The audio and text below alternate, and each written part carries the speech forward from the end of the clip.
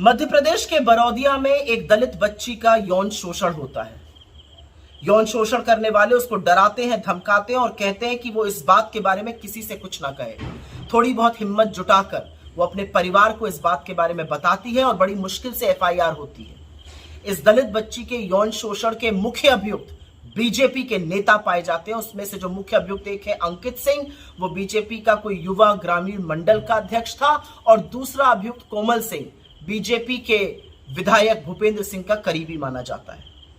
इन लोगों ने मिलकर उस परिवार पर दबाव बनाया कि वो समझौता कर ले, और जब परिवार ने उससे इनकार कर दिया, जब वो राजी नहीं हुए, तो इन लोगों ने उस पीड़िता के भाई की पीट पीट कर हत्या कर दी। और जब मां ने आके बीच बचाव की कोशिश करी तो उसको भी निर्वस्त्र करके पीटा गया। यही नहीं, अभी 3 दिन पहले पीड़िता के चाचा को समझौते के नाम पर बुलाया गया। जब उसने समझौते से इनकार किया तो उसकी भी हत्या कर दी गई।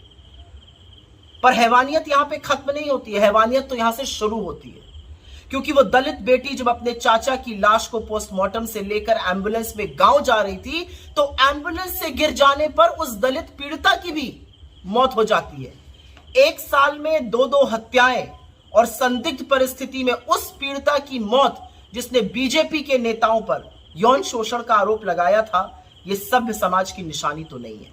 मुझे नहीं पता आपको इस बात की खबर मिली है कि नहीं मोदी जी, लेकिन असलियत यह है कि दलित, आदिवासी, पिछड़ा होना इस देश में अभिशाप बन चुका है। असलियत तो यह है कि समझ में नहीं आता कि इन दरिंदों को क्यों लगता है कि वो इस देश की आधी आबादी के खिलाफ, खास तौर से दलित बेटियों के खिलाफ ये सब कर सकते हैं। उनको कहां से ये बेखौफ रवैया आता है? उनको लगता है कि आप हर बार की तरह संरक्षण आरोपी को देंगे और बेटी के खिलाफ खड़े होंगे, इसलिए वो ऐसा करते हैं। असल में तो मोदी जी जब आप चुनावी मंच से मुजरा शब्द का प्रयोग बार बार करते हैं तो इन आदमखोरों को हौसला मिलता है, इनको साहस मिलता है। इस तरह की हरकत बेटियों के साथ करने से इनको लगता है औरत दोयम दर्जा है और उसके साथ वो चाहे तो कुछ भी कर सकते हैं।